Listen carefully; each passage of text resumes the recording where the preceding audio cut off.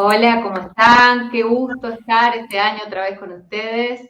Y bueno, venimos de una semana con mucho aprendizaje, hermoso todo lo que venimos viviendo. La verdad es que vamos a tocar algunos temas interesantes, muchos ya estuvimos hablando, así que la idea es seguir profundizando sobre algunos conceptos que tienen que ver con el futuro del trabajo. Muchas gracias por la invitación. Así es, Noelia. Muchas gracias a ti por estar aquí. Ya puedes empezar con tu ponencia. Bueno, muy bien, voy a compartir entonces mi pantalla.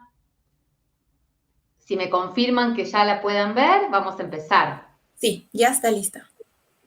Bueno, no me presento más porque ustedes ya lo hicieron, pero sí contarles que estoy en Argentina, trabajo en Blex, nos dedicamos a trabajar en la experiencia de clientes, la experiencia del empleado. Decimos que somos personas pensando en personas porque si bien estamos colaborando en las organizaciones en esto del mundo de la experiencia de clientes, estamos trabajando siempre con personas, ¿no? Con distintos roles que vamos teniendo cada uno de nosotros. A veces estamos como clientes, a veces somos empleados, a veces somos quienes proveemos servicios. En todos los momentos estamos poniendo nuestra capacidad, toda nuestra humanidad en juego y nos dedicamos a mejorar todas esas relaciones, en hacer que las empresas puedan ir creciendo y que la experiencia que vive cada uno de los colaboradores y de los clientes sea cada vez mejor. Hoy les voy a hablar un poco de los nuevos paradigmas laborales. Si bien venimos hablando del tema, venimos conversando durante estos días con excelentes profesionales que nos han compartido sobre estos contextos cambiantes en los que estamos hoy, la idea es darles un enfoque para contarles un poco un método que estamos usando, pero vamos a introducirnos en esto de la inteligencia artificial, los nuevos modos de hacer y finalmente traducir todo esto que estamos viviendo en la experiencia del empleado. Para empezar, quería contarles esto que a mí por lo menos me sorprendió mucho, y si bien todos sabemos que estamos en un entorno digital que es muy cambiante y que estamos teniendo contextos complejos, la verdad es que cada 60 segundos en el mundo se están enviando más de 400.000 mensajes en Twitter, más de 2 millones de mensajes en Snapchat. Tenemos consumición de streaming de Netflix, 97.000 horas por cada 60 segundos, 1.000 productos que envía Amazon, Skype que registra 176.000 llamadas, 750.000 canciones se escuchan en Spotify en un minuto de tiempo. O sea, estamos sin duda viviendo todos en un contexto digital muy fuerte y aparecieron un montón de tecnologías, hay algunas que ya llevan sus años, pero que se vienen perfeccionando, como la realidad virtual, los vehículos autónomos, drones, robots, gemelos digitales, machine learning, todo esto a lo que denominamos industria 4.0. Y la verdad es que la automatización ya no se limita a lo que veníamos acostumbrados a trabajar antes, que en las revoluciones anteriores tenía más que ver con la fuerza física. Ahora tenemos grandes computadoras haciendo tareas mucho más específicas, ¿no? Tareas que hasta hace poco tiempo hacían profesionales que estaban muy dedicados, competentes, con mucha cantidad de capacitación, altamente entrenados. Hoy las computadoras están empezando a hacer ese tipo de tareas y lo que más nos llama la atención, o en algún caso genera un poco de preocupación, es que estas máquinas no se cansan y generalmente cometen poco error, menos que el nuestro. Esto es lo que hoy conocemos como la revolución industrial. Y bueno, hay una realidad, esto es un dato publicado por la OIT, y es que 1 de cada 5 roles en las organizaciones va a desaparecer en los próximos 5 años. 1 de cada 5. Y esto que va a desaparecer, fíjense que no estoy diciendo que va a desaparecer la persona haciendo una tarea, desaparece un rol, que es lo que hace hoy tal cual como lo hace hoy. En una encuesta que se hace, hizo Mercer a 21 industrias, se entrevistó 7.600 ejecutivos. Una de las cuestiones, la verdad que hay una información muy interesante, pero una de las cuestiones que trae esta encuesta es que la innovación figura en la agenda del 94% de las compañías. Acá, en la mayoría están hoy pensando en rediseños organizacionales. Sin duda, hay mucho para cambiar, porque no podemos quedarnos atrás y hay un montón de cosas que nos pueden favorecer para el crecimiento, y además hay que tener en cuenta que la competencia está yendo por los mismos caminos, ¿no? Y acá va a tener una mejor jugada, un mejor partido, el que esté más preparado. Con esto que les digo, algo que también surge de este mismo estudio es que muchos de estos ejecutivos reconocen que lo que les va a permitir avanzar en su negocio tiene que ver justamente con poder combinar estas actividades, ¿no? Las habilidades humanas y esta tecnología digital avanzada. No deja de ser, como viene siendo hace muchos años, décadas, tal vez más que eso, esta integración que hay que lograr entre los procesos, las personas, la tecnología. Pero bueno, ¿cómo hacemos para que sea sano, para que siga reconociendo la importancia en la toma de decisiones de parte de las personas, ¿no? Y bueno, venimos hablando, como les decía, hace bastantes días sobre inteligencia artificial, y no quiero profundizar demasiado sobre temas que venimos hablando, pero sí hacer algún tipo de introducción o repaso sobre algunos puntos que creo que son fundamentales para poder hablar un poco de lo que les quiero compartir hoy. Por un lado, hablar de qué hablamos cuando hablamos de automatizar, ¿no? Automatizar es aplicar máquinas o procedimientos a la realización de procesos que implican en algún sentido disminuir la intervención humana, minimizarla o en algunos casos directamente volverla nula, ¿no? Esto a lo largo del tiempo, como les decía antes, en las revoluciones anteriores, nos ha generado muchas ventajas, ¿no? Hemos logrado economías de escalas, se ha podido aumentar la producción, reducir errores, las empresas han podido generar mayores ganancias. La verdad es que se han disminuido paros técnicos y también se ha mejorado la seguridad laboral. A lo largo de los años, con todos los procedimientos automáticos, también hemos mejorado las condiciones de trabajo. Y hoy estamos en otro momento, un momento donde emerge esto que llamamos inteligencia artificial, y hay distintos estadios, y no me quiero poner técnica con este punto, pero la realidad es que ya, cuando hablamos hoy de inteligencia artificial, estamos en un punto donde vemos que máquinas pueden adquirir las mismas capacidades que tenemos los humanos, al punto tal que pueden razonar, y ahí tenemos tecnologías como Machine Learning, donde hay creatividad, hay capacidad de planear, no necesariamente estamos en un contexto como estuvimos en años anteriores, donde nosotros tenemos que programar exactamente lo que una computadora va a hacer automatizadamente, sino que las computadoras hoy toman un poco de vida propia, porque con el estudio de los datos pueden empezar a generar creatividad y cosas nuevas que no existen. No sé si sabían que tenemos a GPT-3 hoy, que le podemos pedir que nos escriba un poema que tenga estas tres connotaciones, que tenga algo sobre el mar, algo sobre el amor y algo sobre una historia en París, y GPT-3 me va a hacer un poema nuevo, algo que no existe. Y hace poco tiempo salió la 10ª sinfonía de Beethoven, que lo que hizo en este caso la computadora fue tomar datos de las sinfonías anteriores, encontrar los patrones y terminar de componer una sinfonía que Beethoven lamentablemente no ha podido dejarnos. Y la verdad es que, no sé si la han escuchado, a algunos les gusta, a otros no tanto, pero nos trae algo que es nuevo, novedoso, creatividad. En esa línea vienen muchas preguntas, ¿no? El primer punto en esto de la inteligencia artificial es que el combustible son los datos. Y la realidad es que hoy es bastante asequible poder producir muchas de estas cuestiones, porque hay muchos entornos donde nosotros, sin tener demasiada formación en inteligencia artificial, podemos echar manos de estas herramientas, pero se necesitan los datos, ¿no? Y acá, para las organizaciones que están empezando a pensar cómo puedo empezar a automatizar, cómo puedo aprovecharme de esta tecnología, fundamental salir, digamos, hacer un paso previo, que es la digitalización, salir del entorno papel, salir de las cosas que quedan sueltas en las personas, en la organización sin procesos, y empezar a dejar registros de datos, porque el combustible para que después una computadora pueda automatizar, pueda pensar, pueda crear, es que existan datos para que pueda alimentar esa tecnología. Y bueno, todo esto que les cuento no deja de generarnos muchos signos de preguntas y hay una pregunta que está dando vueltas muy fuerte por muchos foros que es, ¿más automatización nos va a generar más desempleo?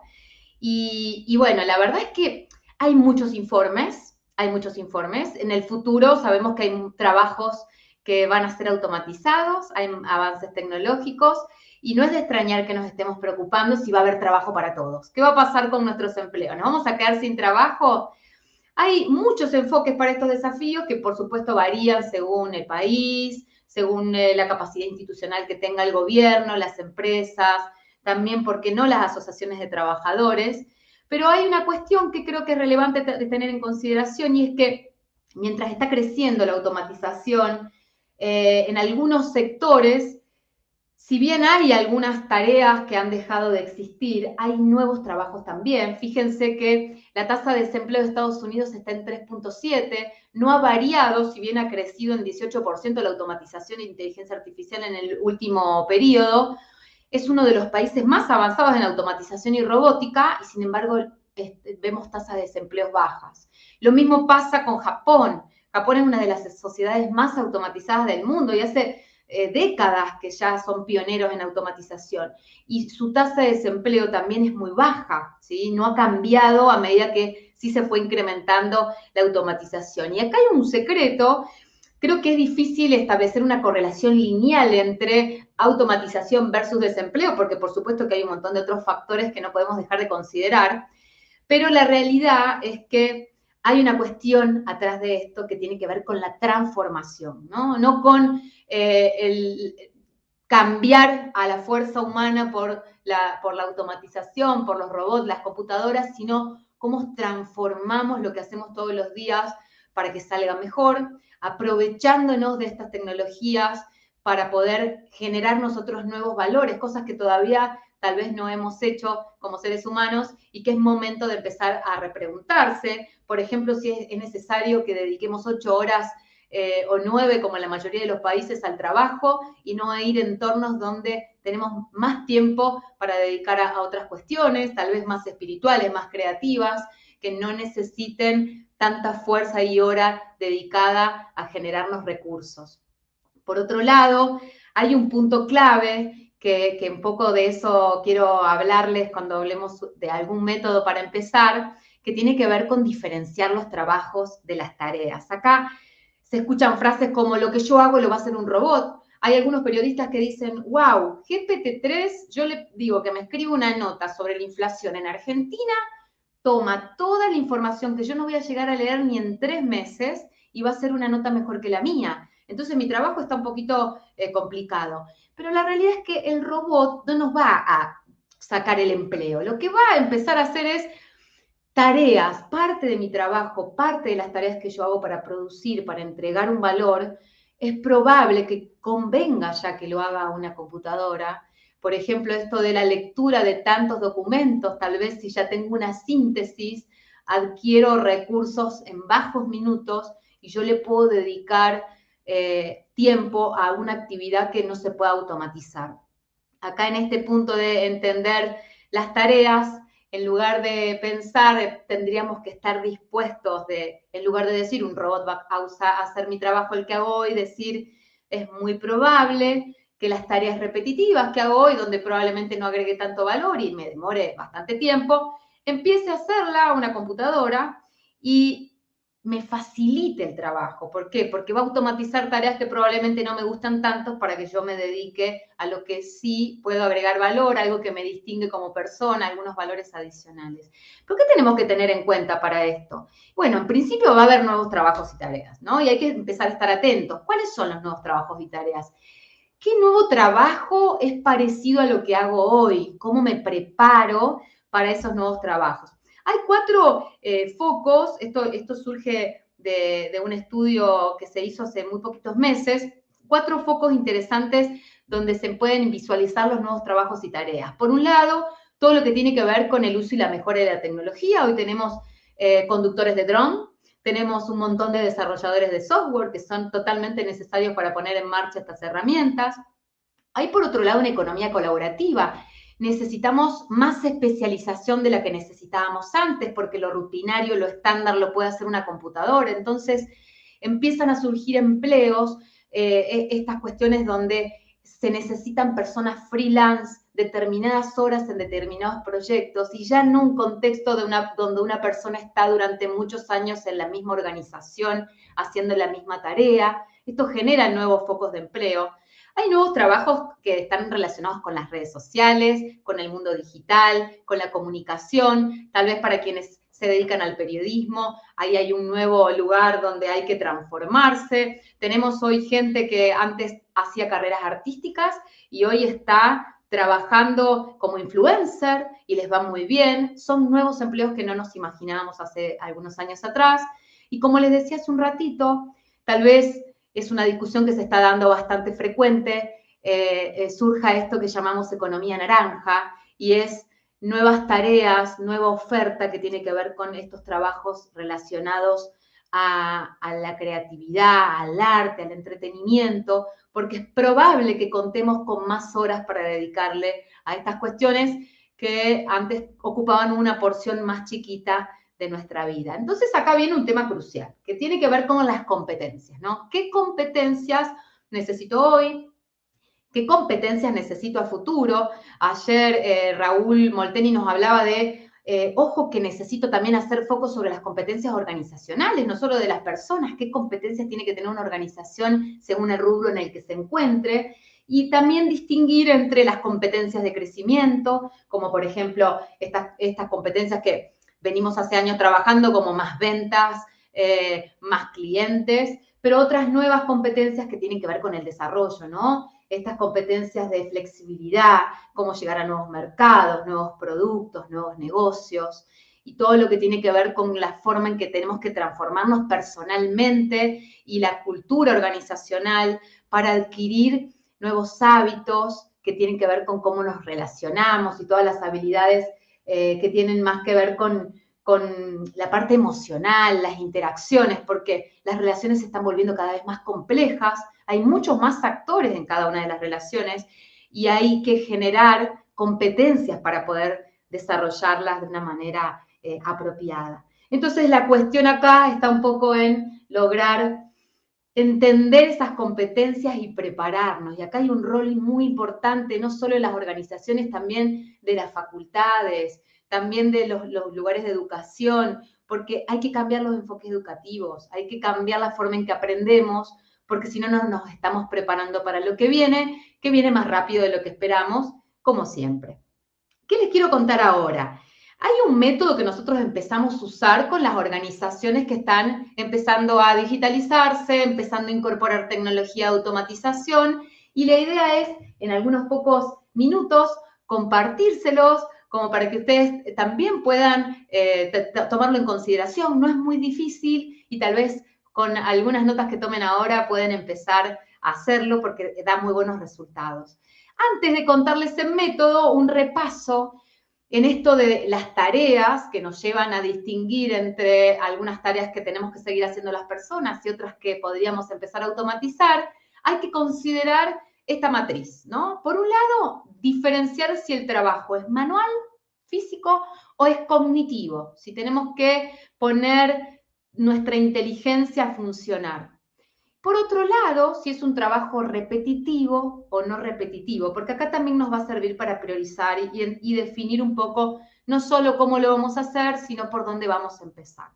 Cuando tenemos un trabajo que es manual y es repetitivo, y la verdad es que podríamos robotizarlo. Piensen, y acá nuevamente, ya cientos de años, 100 años atrás, las empresas automotrices con grandes robots empezaron a mover piezas de un lugar para el otro, ensamblar autos, manual, repetitivo, siempre la misma tarea, una tarea física, lo puede hacer un robot sin ningún problema. En el caso de que tengamos un trabajo que es repetitivo, pero es cognitivo, hoy tenemos los algoritmos que hacen estudio de patrones, se crean este tipo de algoritmos que nos ayudan a resolver muchas tareas que todavía en algunas organizaciones están haciendo las personas, pero si tenemos variables claras, que sean repetitivas, los algoritmos pueden resolver también, y acá es donde viene toda esta tecnología de Machine Learning, que nos puede ayudar a resolver cuestiones complejas a través de estos patrones que se forman a través de estos algoritmos. Si tenemos una tarea que es manual y no repetitiva,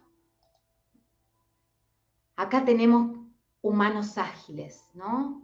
Es manual, pero no es repetitiva. De vez en cuando va a tener que hacerse alguna cosa distinta. No es posible que un robot lo haga. Lo puede hacer una persona que tiene la habilidad de la agilidad para poder relacionarlo. Y si estamos hablando de un trabajo que es cognitivo y también es no repetitivo, necesitamos personas creativas. Fíjense cómo podemos distinguir distintas habilidades que debiéramos incorporar las personas para poder hacer cada tipo de trabajo y en qué momento nos conviene que alguna computadora, algún robot se ocupe de la tarea, ¿no? ¿Qué es esto del método que les contaba, que les quiero compartir? Tenemos lo que nosotros llamamos eficiencia operativa, que son 4 pasos que vamos dando, que empieza con esto de analizar tareas. Dentro de cualquier organización, dentro de cualquier área, hay personas realizando muchas tareas que forman parte de muchos procesos. Entonces, lo primero que hacemos es relevar qué es valor para un cliente. Cada proceso atrás tiene un cliente, a veces el cliente es un usuario final, a veces el cliente puede ser un cliente interno y hay cosas que necesita, a lo que nosotros le llamamos valor. Ese valor que requiere el cliente es lo primero que relevamos. Lo que hacemos es analizar luego las tareas que hace una persona, hora por hora, de lunes a viernes, cada cosa que hace. ¿Qué nos pasa?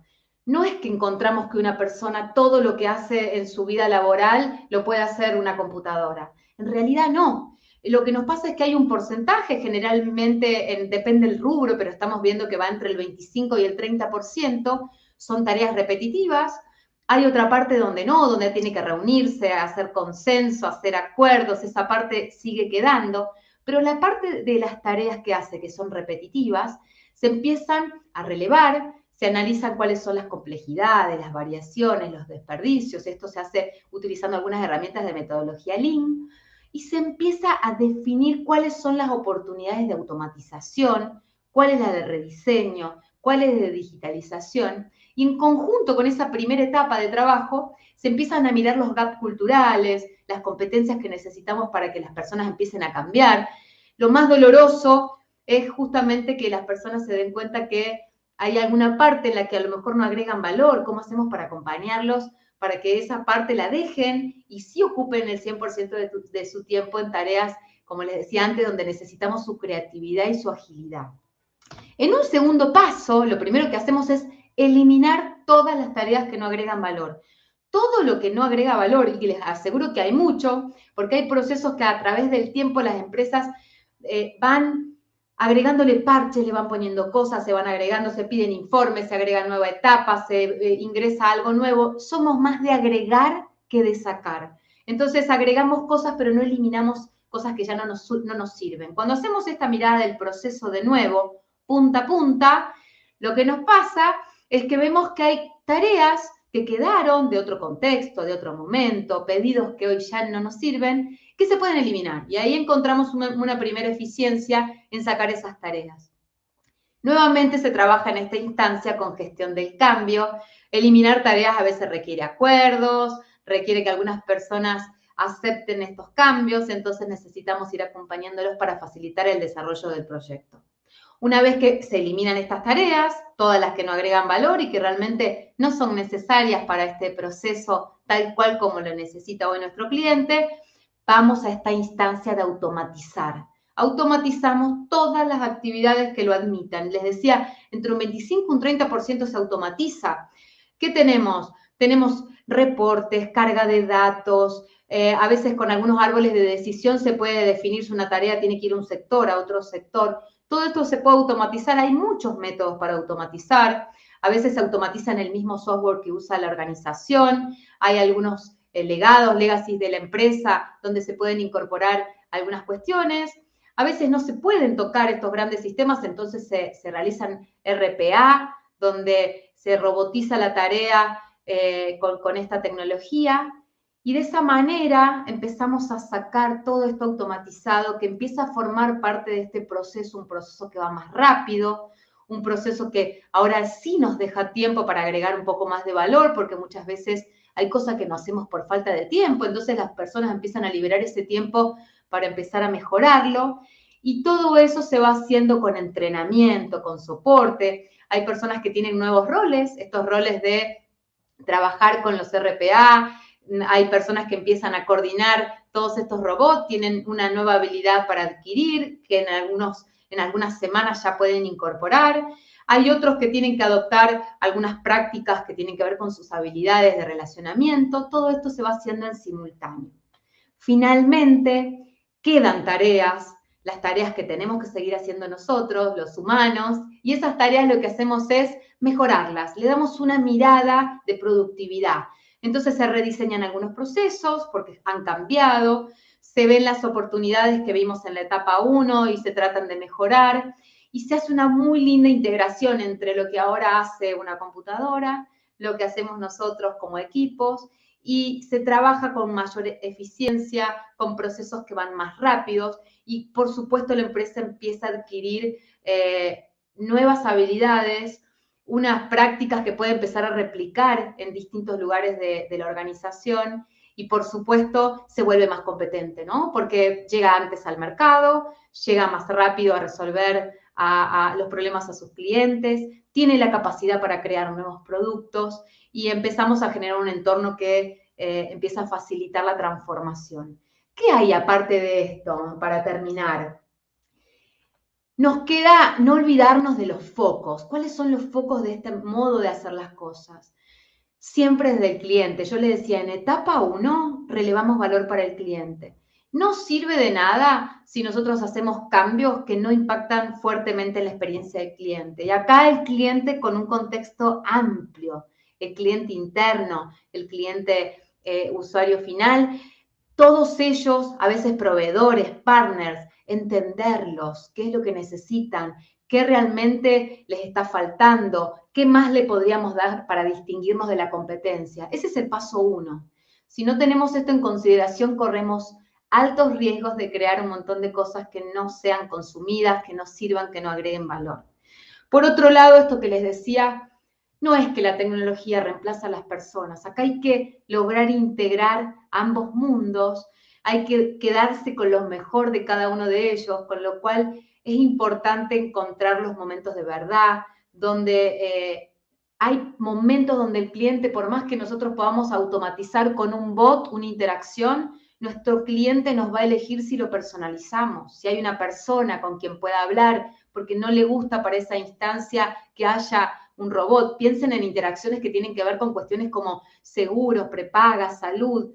Hay momentos que yo, con tal de tener una respuesta rápida, prefiero 24 horas, 7 días a la semana, una respuesta rápida de un bot. Pero si tengo un problema, si necesito que me escuchen, es muy probable que siga eligiendo un contacto personal. Entonces, ahí viene esta inteligencia, esta estrategia que tenemos que poner para definir claramente cuándo es persona, cuándo es tecnología.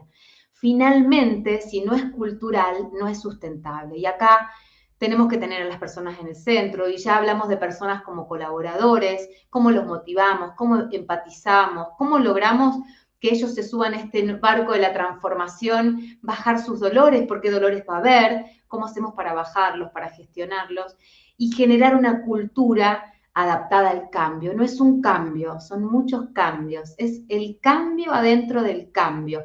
Y las habilidades que hay que generar en la organización tienen que ver con estas habilidades para cambiar. No importa de qué cambio se trate, hoy estamos con este, pero les garantizo que en poco tiempo tendremos nuevos cambios que todavía no podemos visualizar. Lo importante es una cultura que adquiere la habilidad para cambiar permanentemente. Les decía, lo último es cómo gestionar la experiencia del empleado. Y acá, para acompañar esta transformación, para finalizar, tenemos que entender las expectativas de cada uno de los empleados. No todos trabajamos por lo mismo. No todas las personas nos motivan lo mismo. Todos tenemos distintos deseos, visiones distintas. Si nosotros no tenemos eso en consideración, nos vamos a quedar con personas en nuestra organización que no están siendo su mejor versión, que no están dando todo lo que tienen para que el negocio crezca. Por otro lado, conocer su viaje, conocer ese journey del empleado, cuáles son los puntos de vínculo con la organización, cuando ingresó, su primer día, su formación, cómo es su trabajo todos los días, cómo es cuando lo evalúan, qué siente cuando le pagan, cuando recibe una evaluación de desempeño anual, cómo vive la experiencia alguien que se va. Todos esos momentos podemos medirlos, podemos tenerlos en consideración y empezar a detectar en cuáles tenemos oportunidades para mejorar, cuáles tienen una medición que nos está mostrando que el empleado no está pasando una buena experiencia. Les garantizo que un empleado con una mala experiencia termina llegando a un cliente. Una mala experiencia de un empleado se traduce en la experiencia que tiene un cliente de la organización. No podemos dar lo que no tenemos. No podemos dar buenas experiencias a clientes si no tenemos buenas experiencias con nuestros empleados. Finalmente, ejecutar acciones que potencien el talento. Acá hay mucho para hacer. No podemos seguir teniendo los mismos perfiles de puesto que teníamos, no podemos seguir formando las mismas habilidades, necesitamos empezar a preparar a nuestra organización para lo que viene, necesitamos potenciar el talento para ser los mejores, así que es fundamental acciones que potencien lo que tenemos como recurso, que es lo más valioso que tiene una organización, la fuerza que moviliza la organización. La empresa no existe como tal, no existe la marca, es un logo. Lo que hay adentro de la empresa son personas. Con lo cual, cerrando con esto, les quiero agradecer, por supuesto, haberme dado el espacio para hablar de este tema que me apasiona mucho. Voy a dejar de compartir pantalla.